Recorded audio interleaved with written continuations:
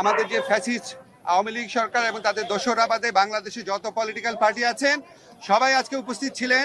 নানান মত পথ আদর্শের ভিন্নতা ছিল, কিন্তু সবাই একত্রে বাংলাদেশের সার্বভৌমত্ব, অস্তিত্ব, স্বাধীনতা এবং মর্যাদা রক্ষার প্রশ্নে সবাই ঐক্যবদ্ধ থাকার ঘোষণা দিয়েছেন এবং ঐক্যমত জানিয়েছেন। ওনারা এই সমস্ত আমাদের এই সভাতে যেই সমস্ত বিষয়ে ঐক্যমত প্রতিষ্ঠিত হয়েছে আমি একটু পড়ে শোনাচ্ছি আপনাদের। প্রথমেই ভারতে যে বাংলাদেশ বিরোধী বিভিন্ন তৎপরতা চলছে, বাংলাদেশের উপ হাইকমিশনে হামলা, বাংলাদেশ বিরোধী প্রচারণা, বাংলাদেশের অভ্যন্তরীণ ব্যাপারে হস্তক্ষেপ, এসবের তীব্র নিন্দা জানানো হয়েছে এবং ভারতের এই সমস্ত পদক্ষেপের বিরুদ্ধে বর্তমান সরকারের যে আত্মমর্যাদাশীল এবং সাহসী ভূমিকা তার প্রশংসা করা হয়েছে এবং সরকারের সাথে সলিডারিটি প্রকাশ করা হয়েছে।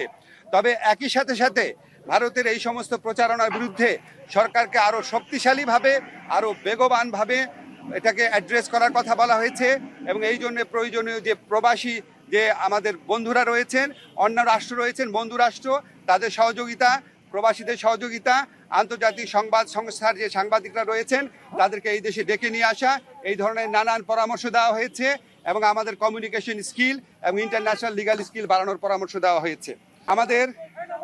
আমাদের একই সাথে সাথে ভারতের সাথে বাংলাদেশের যত চুক্তি হয়েছে গত 15 বছরের ফ্যাসিস্ট শাসন আমলে সেটা প্রকাশ করার দাবি করা হয়েছে এবং একই সাথে সাথে রামপাল সহ বাংলাদেশের জন্য ক্ষতিকর যে সমস্ত চুক্তি আছে সেগুলি বাতিল করার দাবি করা হয়েছে। বাংলাদেশের প্রতি ভারতের যে অর্থনৈতিক নিপীড়ন, যে সাংস্কৃতিক আধিপত্য প্রতিষ্ঠার চেষ্টা, অভ্যন্তরীণ ব্যাপারে নাক গলানোর চেষ্টা, সেটার নিন্দা জানানো হয়েছে এবং ভারতকে বাংলাদেশের প্রতি মর্যাদাশীল আচরণ করার, সৎ প্রতিবেশী সুলভ আচরণ করার আহ্বান জানানো হয়েছে। আচ্ছা, আমাদের এই পরিস্থিতি মোকাবেলায় ভারত বাংলাদেশ বিরোধী যে বিভিন্ন প্রচারণা চালাচ্ছে, এই পরিস্থিতি মোকাবেলায় সকল সম্প্রদায়ের মানুষের ভূমিকার প্রশংসা করা হয়েছে এবং সাম্প্রদায়িক সম্প্রীতি যে কোনো উস্কানির মুখে অটুট রাখার প্রত্যয় ব্যক্ত করা হয়েছে। সবশেষে সবাই একটা জিনিস বলেছেন যে আমাদেরকে আর শক্তিহীন, দুর্বল, নতজানু ভাবার কোনো রকম কোনো অবকাশ নাই।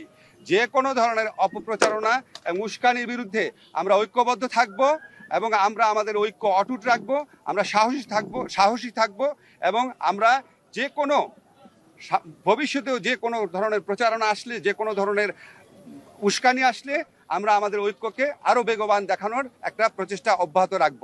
একই সাথে সাথে আমাদেরকে বলা হয়েছে, এটা প্রস্তাব আকারে আসছে যে আমরা যে গোটা জাতি এই যে ভারতের অপপ্রচারণার বিরুদ্ধে ঐক্যবদ্ধ রয়েছি, এই জন্য আমরা সবাই মিলে একটা সমাবেশ করতে পারি কিনা, সবাই মিলে একটা পলিটিক্যাল কাউন্সিল করতে পারি কিনা, এমনকি নিরাপত্তা কাউন্সিল করতে পারি কিনা, এই ধরনের প্রস্তাব আনা হয়েছে।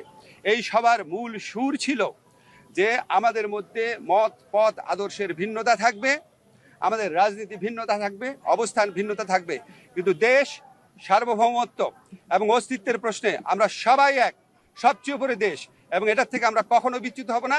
বাংলাদেশকে দুর্বল, শক্তিহীন, নতজানু ভাবার কোনো রকম অবকাশ নাই। এটা এই জাতীয় ঐক্যমতে, এটা একটা জাতীয় সমাবেশের মধ্যে দিয়ে, সকল রাজনৈতিক সমাবেশের মধ্যে দিয়ে এই বার্তা প্রকাশ করতে, এই বার্তা জানিয়ে দিতে বলা হয়েছে। আপনাদের ধন্যবাদ।